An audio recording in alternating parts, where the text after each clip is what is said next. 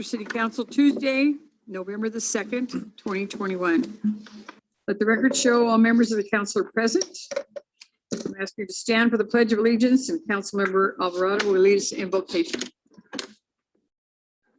Salute the pledge. I pledge allegiance to the flag of the United States of America and to the republic for which it stands, one nation, under God, indivisible, with liberty and justice for all.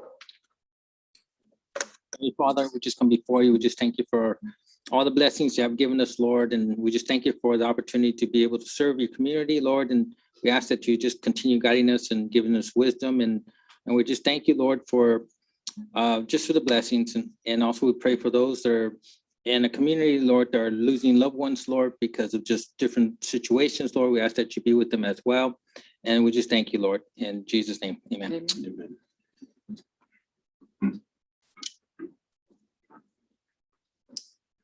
Okay, we need approval of agenda. No changes to the agenda? I'm just going to pull one item under consent, which is the special event permit for Lennar. That event is not taking place based on information we received from Lennar. Number 5. I believe so. Yeah. Are we making the approval with the adjustment to the agenda on consent 5? Or do we wait until the consent calendar comes up? Approve the agenda as amended. Approve the consent calendar. Thank you. Make a motion to approve agenda as amended, removing consent calendar item number 5. I'll second it. Okay, we have a motion by Mayor Pro Tem Givens, seconded by Councilmember Lopez. Roll call. Yes. Yes. Yes. Yes. Yes. Okay, we'll move on to public comment. If anyone in the audience has anything to bring forward at this time, please come up to the microphone, give us your name and address. Your turn.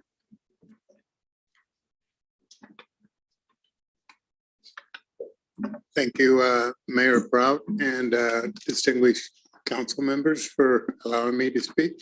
My name is Ed Gady. My address is 8711 Penticton Court, Bakersfield, California. I'm here today representing the Kern County World War II Veterans Memorial, which is going to be built at Jastrow Park.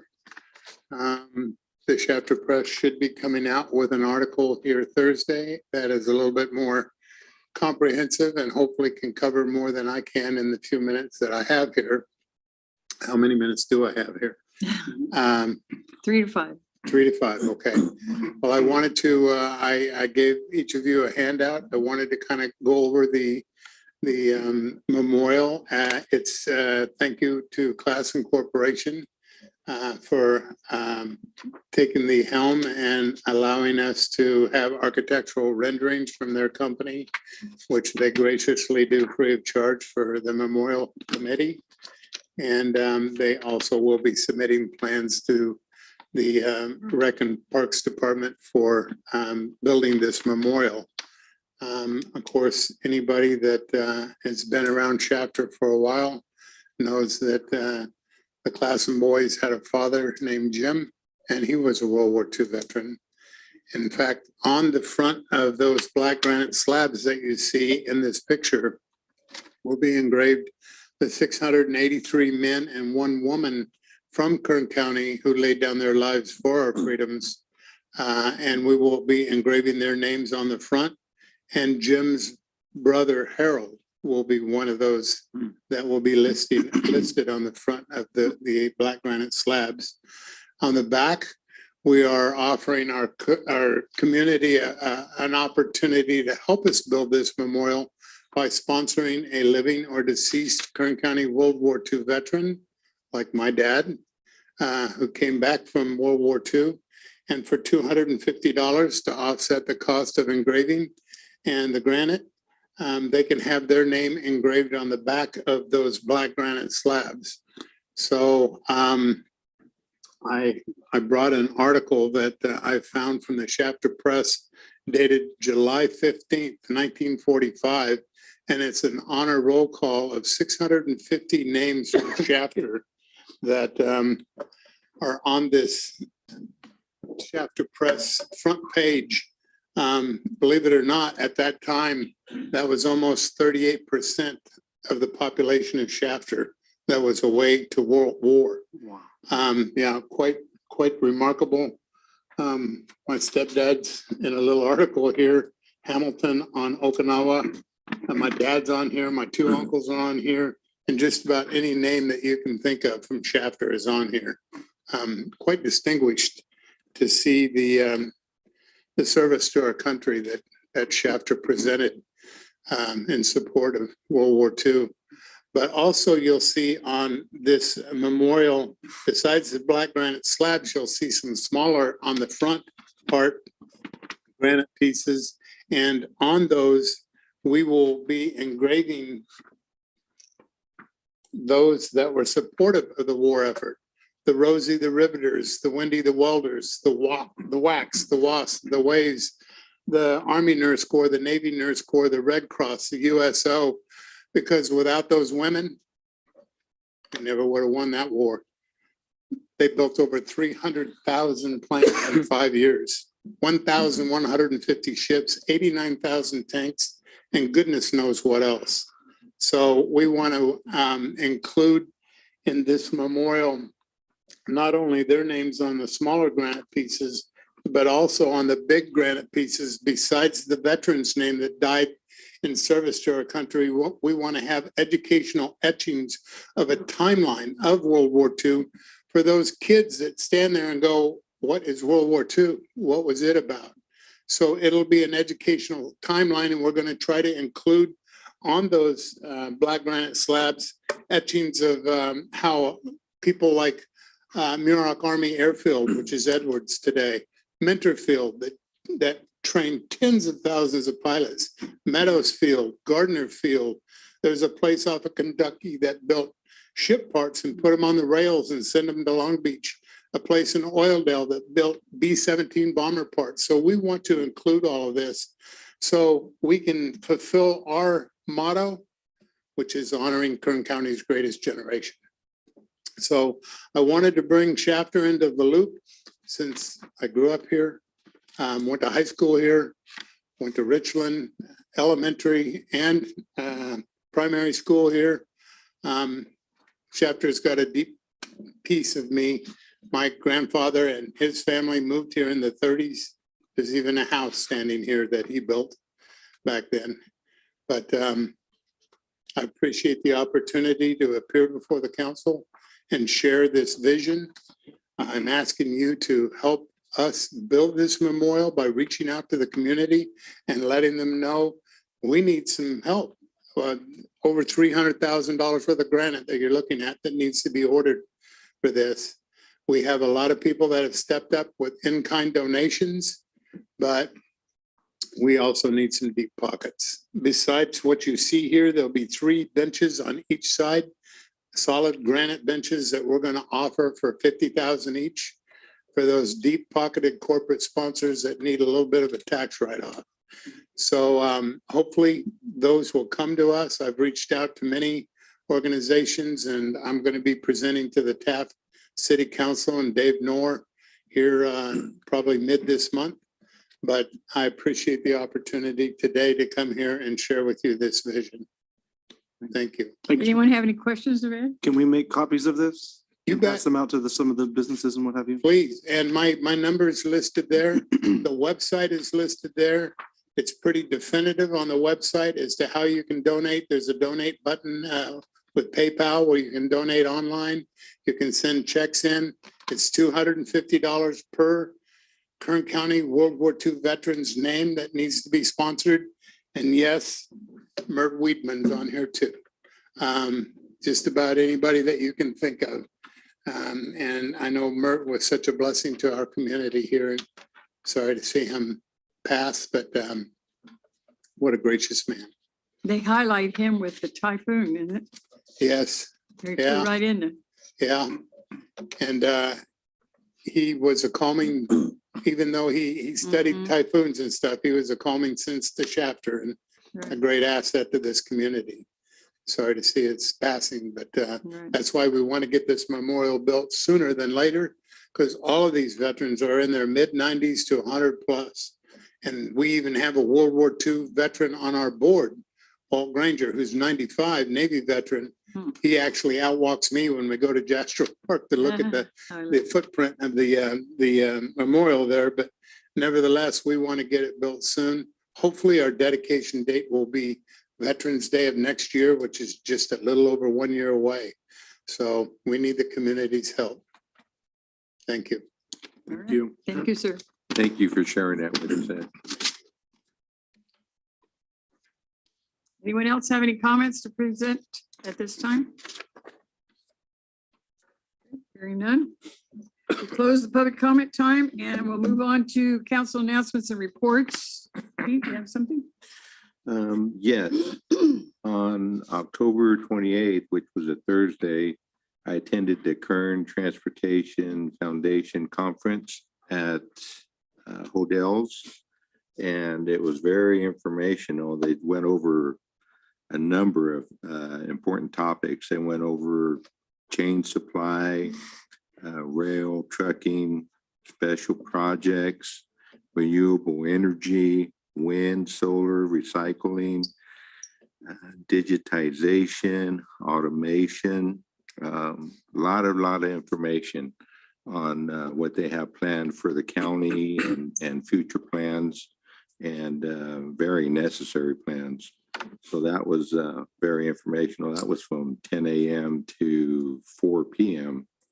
And then on Saturday, I did attend Mert Weidman's funeral, and he was a true pillar in the community.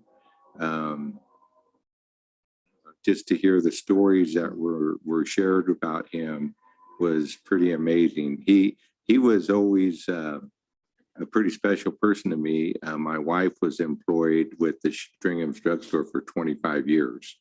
So Ted and Sandy and Mert and Pat, I got to know them pretty well over that period of time. And he was someone very special to Shafter, and he'll be sorely missed. That's it. Good.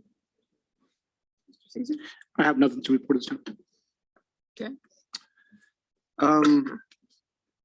Last Wednesday, had the pleasure of going to the Kern Sigma meeting, continuing to talk about water. There are some nice resources out there on the Kern Sigma website. If you would like to see what's happening with, I think there are 17, if I'm getting this correctly, 17 different maps and districts, actually 16 if I'm correct, different maps and districts who are talking about how they're going to manage what the state, I guess, would be forcing on them and continually changing the rules of how to play this game when it comes to water, and then stepping on their own rules and ignoring the rules. So that's just the wonderful world that we live in, called the State of California Department of Water Resources. I was also in attendance for the transportation meeting. There was a ton of information that was given. Also a lot of opportunity just to hear from some of the local distribution centers and businesses that we have in Shafter.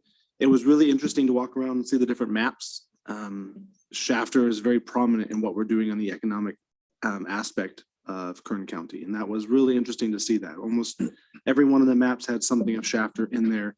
The three panelists were all from Shafter. All businesses were Shafter businesses, which was kind of fun to watch. As they said, Shafter, I think I lost count. I don't know how far in we lost count on that, but Shafter was mentioned quite a bit. So it's really great when you get to hear and see what they're doing. I mean, Shafter's pushing the limits on the economic growth, pushing the limits on how many employees are here, especially for what we actually have as a population. So we have more people coming into work than we actually do leaving and going somewhere else. So it was really good to see a lot of good information and a lot of opportunities. I'll say it like that. A lot of ways that we can improve on what we do. I was not able to attend Mert's celebration. I kind of wish I was able to, but we had a murder mystery dinner fundraiser that night. So we got the joy of taking care of that. And I think we served about 150 people in the community. So that was a lot of fun to be a part of that as well. And outside of that, that's everything I've got. Yeah, I haven't done much really. Just been really busy at work, but I just, during the time of Halloween, it seemed like everything was safe and everything was quiet. And I just want to thank Shafter PD for such a good work, keeping everybody safe and no injuries. But that's pretty much I did over the time, the 2 weeks. But I would like to mention the Chapter Alliance is going to be hosting a Christmas parade.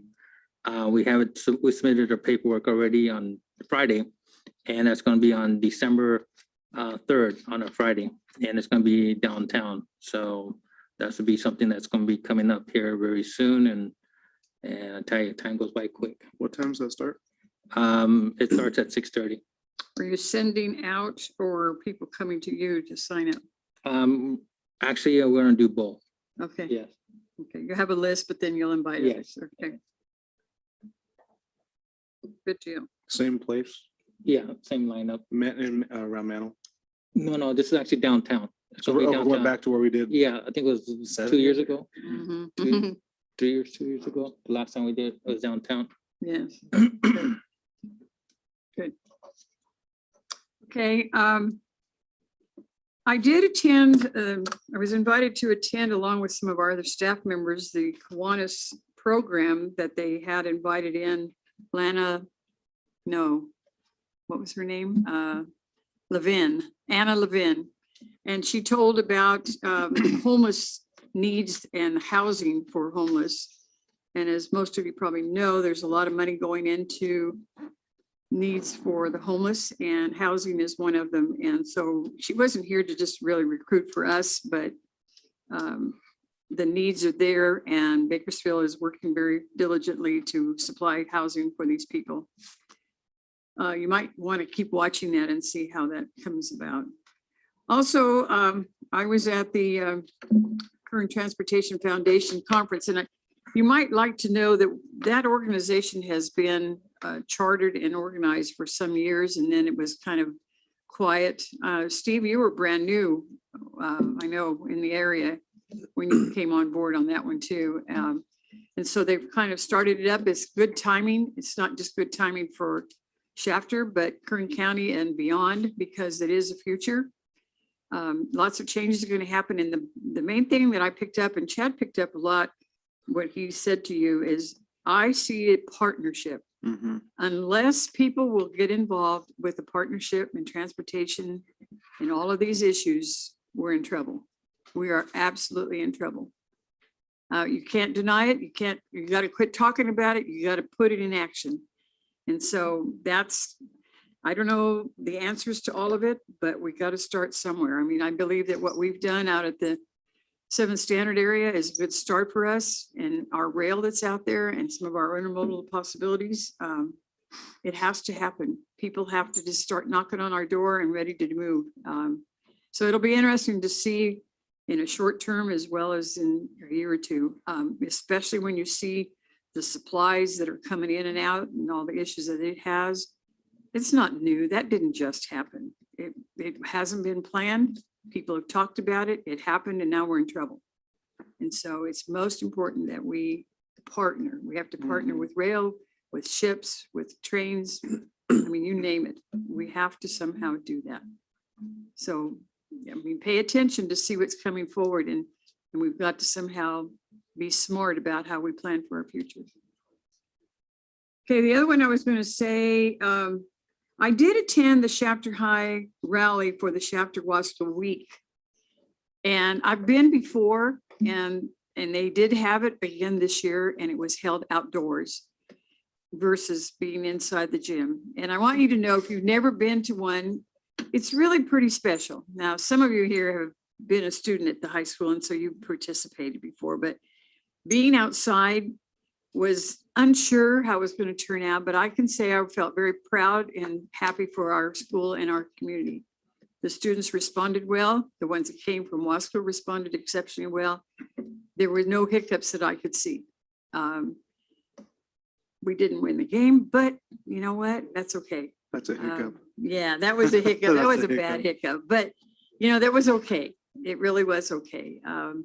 But Wasco did present themselves very well, and what they did outside in the rally was well received and presented. So I thought it was important to mention that tonight. So, and then with Bert Weedman's service, I mean, he really is an icon because he was so open for everybody. Ever since he came here, ever since he was born, I mean, the family is known for that. And if you've never had a chance to meet any of the Weedmans, you know, it's never too late. There's still lots of other family members that are here all the time in chapter. Very appreciative of everybody that gets involved and participates in our community. It was enlightening to be there and to hear the comments and the stories that were said. Yeah, it was exciting. That's all I had then for the past 2 weeks. Okay. Next item is consent calendar. And I'm going to mention the items that we have without pulling, and then the motion will pick up the other.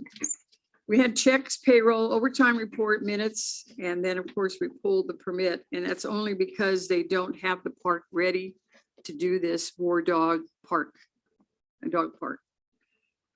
And we don't have a new date for it yet. Okay, the next one is to accept the easement agreement with the Target Corporation, which allows for the traffic signal purposes on 7 Standard and the West Beltway. Number 7 is to accept the dedication of easement for street and public utility purposes, which is for Starbucks that will be located at Lerdo and Shafter Avenue. Number 8 is to accept the dedication of easement for the sewer purposes, and that's for the Countryside Car Wash, which is going to be located right here across the street between Central and Lerdo.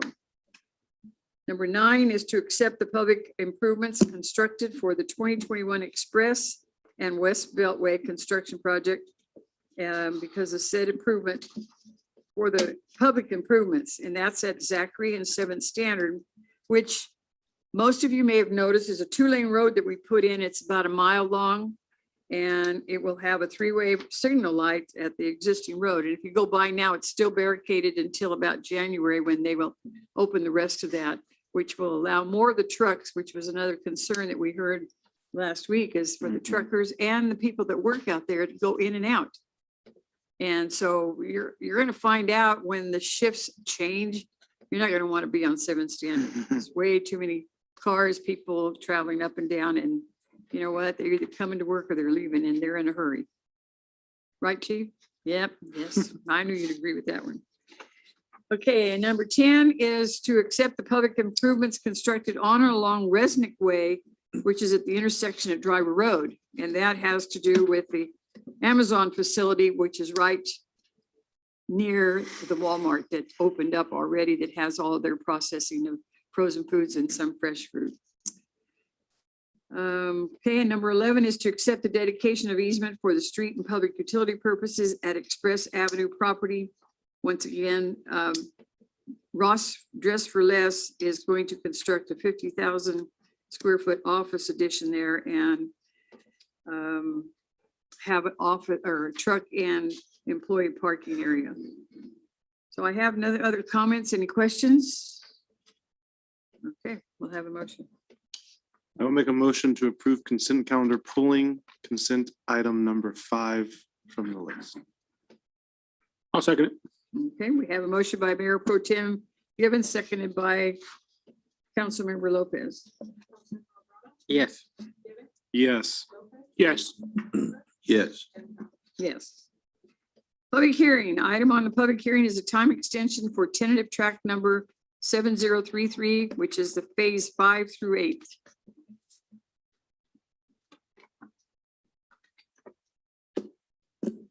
Hello, Honorable Mayor and City Council. My name is Steve Esselman. I'm your Planning Director. And this item is a 2-year extension of time for tentative track 7033 phases 5 through 8. On June 3rd, 2008, your City Council approved the original tentative track. Since that time, phases 1 through 4 of the track have been recorded and are currently being developed with 27 single-family residential lots. Phases 5 through 8 would subdivide approximately 25 acres into 60 single-family residential lots, ranging in size from about 10,000 square feet to 17,000 square feet, as well as a drainage basin lot. On September 1st, 2021, the property owner requested approval of an extension of time to record the remaining phases because they only recently acquired the property and needed more time to move the project to completion. If approved, the extension of time would extend the expiration for this track to June 3rd, 2023. The development agreement for phases 1 through 4 has expired, and therefore approval and recordation of a new development agreement for phases 5 through 8, which we are considering tonight, will be developed and brought to your council in the future for consideration. Staff believes the eventual recordation of the approved subdivision would be beneficial to the city. On October 12, 2021, the Planning Commission recommended approval of this extension of time to your council. Therefore, staff recommends the City Council adopt Resolution 2834, a resolution approving the requested 2-year extension of time for tentative track 7033 phases 5 through 8, subject to the conditions in Resolution 08-1984, approved by your City Council on June 3rd, 2008.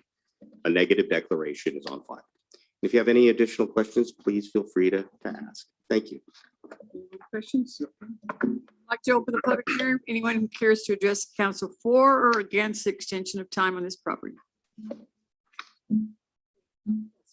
Yes, sir. Or ma'am. Colleen Gills, 444 Oak Street Chapter. How does SB 9 and 10 affect the new developments coming up? You want to answer that one, Steve? Thanks. So SB 9 and 10 are essentially new laws that'll go into effect January 1st. SB 9 and 10 essentially allow for collectively the ability for a single family residential parcel owner to subdivide their lot by right ministerially. So there's no discretion on the part of the Planning Commission or City Council. And to also essentially place an ADU on each of those lots. So on one single family parcel, there's the ability to end up with 4 dwelling units by right. In terms of this extension of time, it could be affected if someone wanted to come in after doing this extension and say, we'd like to invoke SB 9 and 10 to subdivide the lots and then add additional accessory dwelling units to the lot. But that would be true for any single family residential lot here in Shafter, as well as in the state after January 1st. Now, the reality of it, as we've thought a little bit more and we've kind of gotten our heads wrapped around it, is will that happen? It could, but it's really a matter of, will an individual property owner have the ability to do that? Because there is a requirement in SB 9 that you have to be owner occupied on one of those dwelling units for at least 3 years. So a large land developer, let's say, comes in and subdivides the lots. Well, there is the need for you to live there for a while. So it could happen, but I don't think it's going to happen as often as we think it will. In fact, there is some analysis that probably I think it is 700,000 potential single family residential lots that have the ability to do this. A small percentage, about 10, may end up doing it. So really what it comes down to is, yes, it could affect this track, but it could affect any track that is zoned single family residential. It is also dependent upon what our sewer capacity and water capacity is in that area, correct? Because if we don't have sewer capacity to house 4 times the amount of homes coming in that area, can we actually go along with it? True. For health and safety reasons, we can Right. probably make findings that, yeah, we don't have the sewer capacity, therefore it may not be a safe or healthful thing to do at this time. That is correct. Again, there's a lot of unknowns here, Right. Mayor Pro Tem, because it's so new and it's just going into effect January 1st. We have gotten a few, the planning department here at Shafter has gotten a few inquiries about it, but mostly just inquiries. What is it about? What can you do? But nothing has extended beyond that. And what I can say, about this extension of time is that they haven't asked about that. They simply have purchased this property recently and they're like, gosh, we don't have enough time in the time that's available to get this thing moving. We need a little more time to be able to get it off the ground. So are any of these extensions grandfathered in to where they wouldn't change that? In I'm other sorry, words, like in the development agreement or something like that? Mhm. No, I don't think so because they weren't considering that at the time when the development agreements. But in terms of this one, the development agreement for phases 1 through 4 is already expired. So for phases 5 through 8, we get another bite of the apple. We get to come back Right. with another development agreement. Can we restrict that in the development agreement? Again, I don't think we can go against law to specifically restrict that at this point. But again, time will tell. We are now considering there are objective standards that you can develop, something we are considering now, where there's potential to deny things, but it's very limited. It has to be based on health and safety reasons, and they have to be objective standards, they call it, rather than subjective standards. And the definition of objective standards is something I'm probably going to have to wrangle with Marco about here in the near future. Any other questions?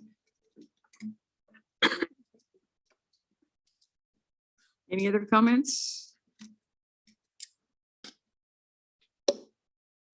Okay, we'll close the public hearing. Okay, so we have consideration for this time extension to adopt resolution number 2834. And it's located at North Shafter and East Fresno. I'll make a motion to adopt the extension. I'll second it.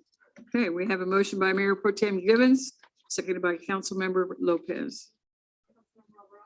Yes. Yes. Yes. Yes.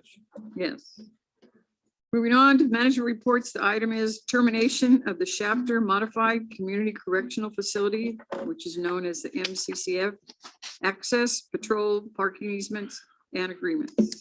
Certainly, Mayor and Council, this is related to the former Modified Community Correction Facility. As you know, the facility closed October 31st of 2020. And that was per the state directive. With that, back in when the city first operated the facility, it was a community correction facility that didn't require a secondary perimeter fence. However, when the facility went to a modified community correction facility, the state required the city to install a secondary perimeter fence and gun towers. And in order to achieve that, the city had to acquire easements from our neighbors around the facility. At the time that we look at the map, there's that secondary fence. Maybe you can kind of, yeah, that goes all the way around the facility. There's a couple gun towers in each of the corners. The easements we're referring to is this area here is where the cursor, and then on the bottom piece going up to right before the water tank that we have there. The others, the city owns, the ones that go over on the yard, since we purchased the property, no longer applicable. We did receive a letter from the property owner, Carlos White, through their attorney, notifying that now that it had come to their attention that the facility was closed, they wish to get their easements back. So we felt that it was appropriate time. We hadn't done it earlier because, as you know, we were still going through dealing with the state in terms of getting them to relinquish the 99-year lease. Part of that agreement we had with the state, we couldn't just on our own move forward to relinquish the easements without getting permission from the state.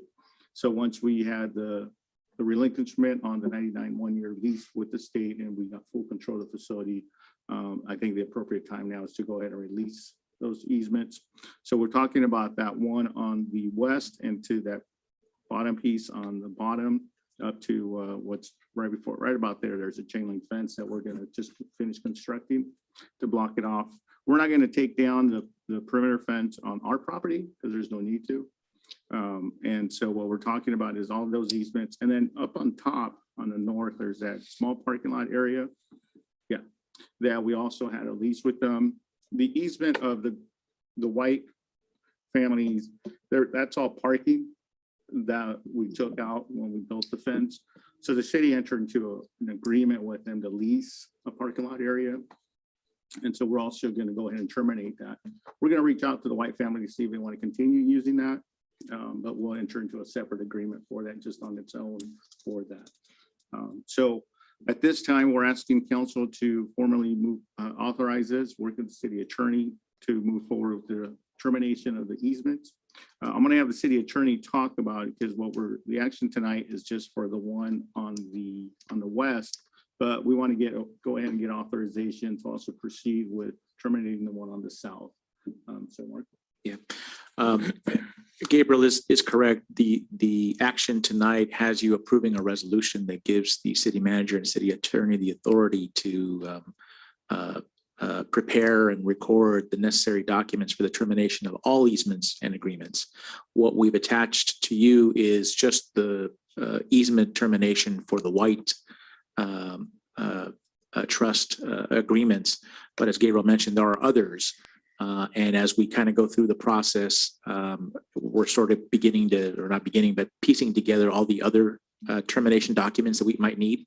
So rather than request authority to do that on an individual basis, and given the holidays, we thought it best to just get a blanket authority to be able to do that for all of the easements that might exist out there. Okay, any questions of staff? Do you have enough information? We'll entertain a motion. I'll make a motion to approve it. I'll second it. Okay, we have a motion by Councilmember Lopez, seconded by Councilmember Espinoza. Yes. Yes. Yes. Yes.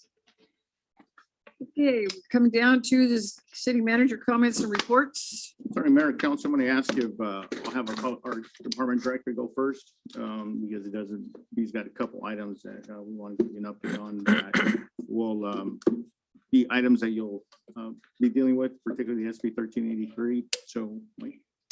Certainly, Honorable Mayor, members of the Shasta City Council, Michael James, Director of Public Works. I'm going to be covering the department comment items listed on your agenda. Starting off with the Stringham Park transit project. It was previously reported to the council that the regional transit funds administered through KernCog have been programmed to enable the city to relocate the county regional bus stop from City Hall behind me to Stringham Park. Both county and city staff feel that Stringham Park is a safer alternative for travelers, and it frees up a little bit of parking space at City Hall. So staff originally developed a parking lot project at the south end of Stringham Park to accommodate this bus stop relocation.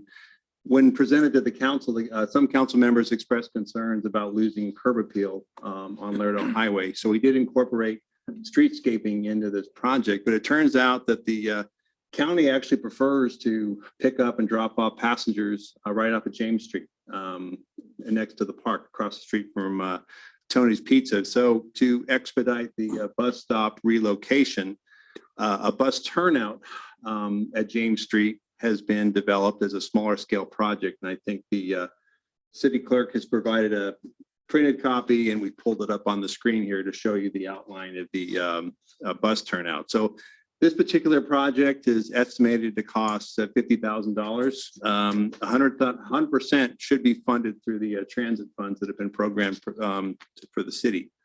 Ultimately, staff will bring bid results and award recommendation hopefully within the coming weeks. But in addition to the sidewalk curbing that needs to be constructed for the turnout, we're also researching bus shelter options so there could be a place to sit and have shade there as passengers are waiting for their buses. So we'd like to have this relocation completed spring of next year. And the parking lot may still be a viable option though for the park. It's been recently mentioned as a potential space for publicly accessible electric vehicle charging stations.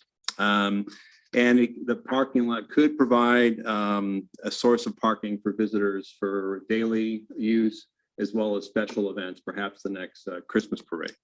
So we're more than likely to look at those leads in the future, might have some updates and some suggestions into next year. But with that, that's the status of the Stringham Park Transit Project. And I'd be happy to answer any questions or take any suggestions. Otherwise, I can move on to SB 1383. Any questions, staff? Okay, one question. Mike, that still will leave a little bit of the park on the north side? Yes, correct. And we were looking at possible grant sources and other scenarios to add picnic areas, as well as restoring a playground equipment there as well. Okay, thank you. Moving on to SB 1383, the tentative action plan. So staff recently briefed each of the council members on a proposal submitted by American Refuse for them to provide solid waste collection services mandated by SB 1383.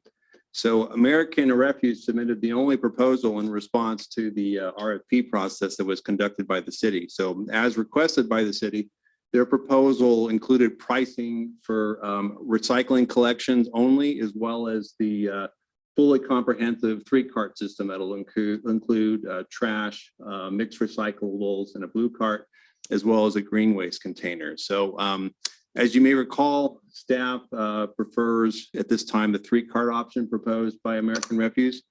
We feel that it's going to be easier for the city to manage, easier for the city to enforce, and that ultimately helps to ensure compliance with the new mandates. And we think it's going to be the most cost-effective option for compliance in the long run. So now that we've identified the best option for service, the city needs to proceed with the award of a franchise agreement to American Refuse and ultimately implementing the new services. So to date, the tentative action plan for the remaining schedule of the action plan consists of, as early as the November 16th council meeting, formally presenting the proposal to you and requesting discussion and direction from the council. Later in November, possibly having an introductory community workshop to inform the public about the direction the city is heading in with the respect to this mandate. And moving on to December, we have planned to have the council adopt a resolution of intent to award the franchise agreement, which I believe is required by your charter, and then also adopt an ordinance that commits the city to ultimately implementing all of these services, which is mandated by the state. Moving on to January is when we plan to formally award or request to award this agreement. And certainly by January, we expect to have a comprehensive community workshop to cover the specifics of the new service, and we'll partner up with American Refuse with that, I presume. Finally, in February, that'll be when the planned Proposition 218 protest hearing will take place, and that'll be ultimately when the council is expected to formally adopt the new fees and programs that'll go into effect. Right now, it looks like March of next year. So this is a pretty aggressive but realistic plan. It was developed in consideration of the city's charter as well as what's required by the state. Staff will continuously keep the council and the public up to date on our progress. And as always, questions and concerns can be directed to myself or the city manager. And that concludes our tentative action plan.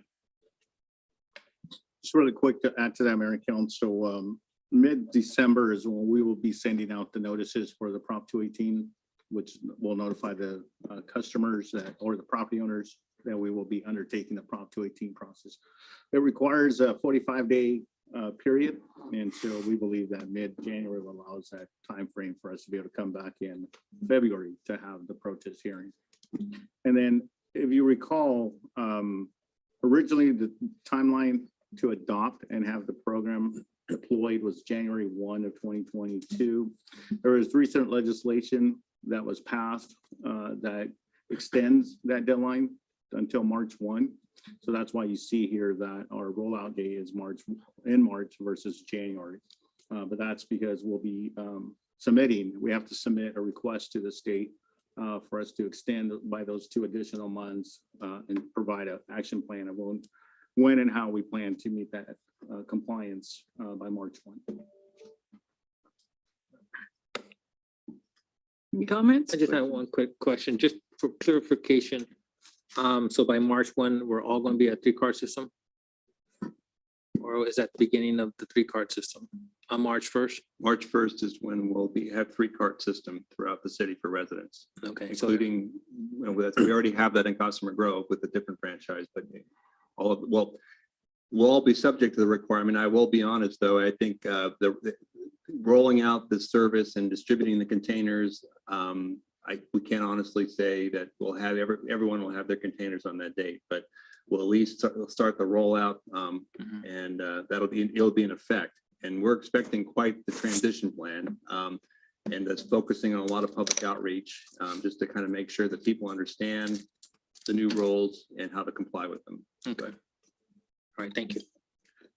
Mike, until that's done, we'll have until we get it ramped up, we'll have a dual collection. We'll still be doing the alley and the 3 bin until everything gets switched over, right? Or will we be ready to go by the March 1st? Well, the plan is to, as we covered with the council, that this will be a curbside service citywide until people receive their containers, then they'll continue to receive service in the alley. Okay. Okay. And that's a doable timeline, you think? I think we'll have it ready to roll out by then. And again, this will take some time. We have like approximately 4,000 customers in play, and some are approximately half a curbside, half a alley service. So we'll have to develop a pretty precise rollout plan to share with you as it becomes available. But right now we're kind of focused on developing the franchise agreement, bring it before you for an award, and then we can get real precise with the schedule. But some of it's to be continued. Okay, thank you. Any other questions?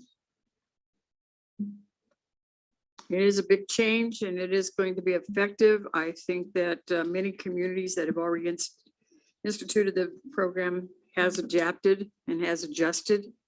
But it is a big change, and there'll be some strong comments. We're hearing them already, but it's something that we've had to look at, and we've been aware of it for some time already. And we just have to understand that there'll be some pluses that in the end we'll be glad that we did it, and that everybody individually then has control, especially of their own can. I mean, we're adjusting to an awful lot of changes, but there's just no getting out of it. Anybody else? Nope. Okay. So, Mayor, if I may, back to Sure. just a few announcements, event reminders of you. We got notified about a Officer of the Year Awards dinner at the Seven Oaks Country Club Thursday, December 9th at 5:30. If you plan to attend or would like to attend, please let our city clerk know so that we can make reservations for you. They will be honoring the sheriff's deputy that was killed recently in the Wasco incident. So far, we haven't had any interest for the vacancy on the mosquito and vector control. We extended until November 29th for anybody that's interested, that submit a letter of interest. Friendly reminder, next Friday, not this Friday, the 12th, is the Employee Appreciation Day. Hopefully all of you can make it. It's the one time we all come together. Last year we didn't have it, obviously because of COVID, but we're back in play now. And so I understand it's a really good event, and so hopefully all of you can make it. And so please RSVP.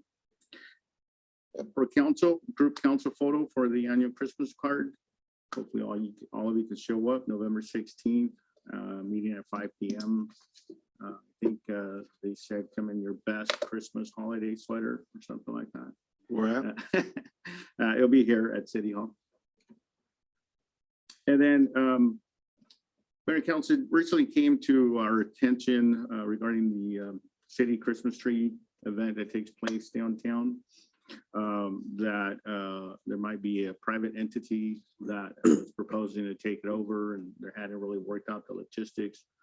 It's my understanding that in the past years, it's a city tree, and that it's also the city crews that put up the tree and take care of all the arrangements and whatnot. So given the timeline that we're under, we thought we might be able to help out the chamber and the community and do something of goodwill to the community, like we decorated downtown during the different holidays. And maybe the city can be the lead organizer for that event, since we already do all the work with the tree itself. The additional work would just consist of us noticing, posting social media, spreading the word that the event's taking place, and we can coordinate it with the community. And I think it would be a good gesture for the city to kind of put it on, and it just demonstrates the goodwill. So if that's something that, you guys are okay with, we can take lead and get going on it, because it's right around the corner. We can still keep intact the way they've done in the past. I think Grimway does ban. They invite others, yeah. Yeah, it's a community event, so we'll reach out to all the civic organizations and keep stakeholders and Good. well, obviously we wanted the community spirit, and it's not intended to exclude anybody. So anybody that wants to be part of or has participated, I don't know all the history, or staff knows a little bit more, but we'll coordinate that. But I just thought it might be a good effort on the city's part coming out of post-COVID to put that on for the community. Yeah, and definitely be good to keep that as is. What was the proposed date for that? Rachel, do you?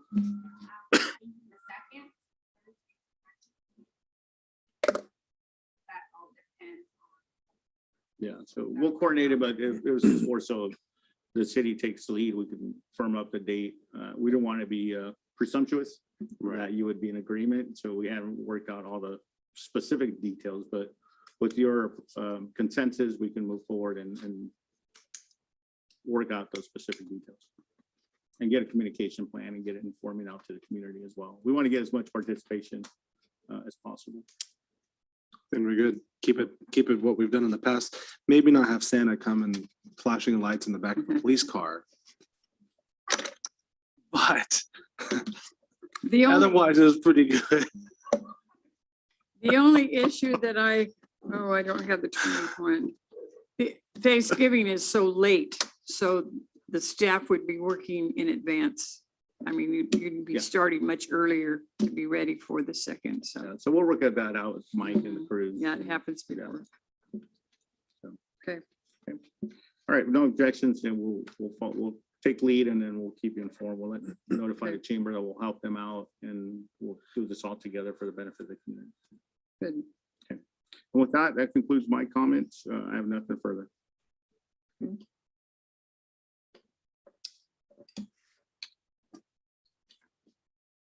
Okay, we've completed all of the departments and we're ready for a motion to recess for closed session, which includes labor negotiations, the staff with SEIU, which is the Service Employees International Union, and SPOA, which is the Shafter Police Officers Association. I love recess. I have a motion us to go to it. And it's 6:53. We have a motion. I'll second.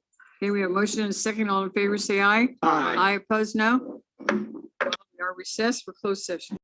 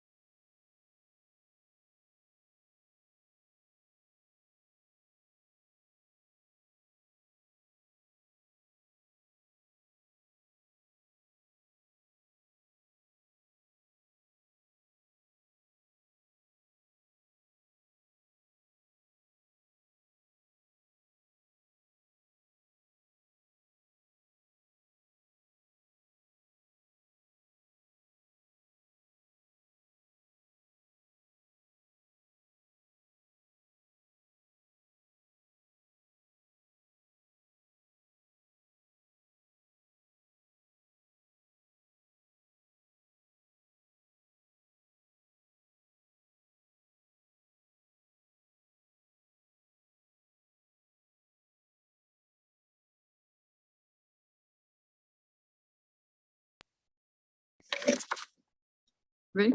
Okay, we're back into session and we're going to call upon the city attorney, Marco, you give us the update. Thank you, Mayor. As you mentioned earlier today, the city council recessed into closed session. All members were present. There's one item on the agenda, conference with labor negotiators concerning the groups listed on the agenda. City council heard from an update from its negotiating team, and we have no additional reportable action. Actions, we have a motion to adjourn. I make a motion to adjourn. Okay, I'll second. and we have a motion and a second. All those in favor say aye. Aye. Opposed, no. We are adjourned at 7:20. Thank you, council.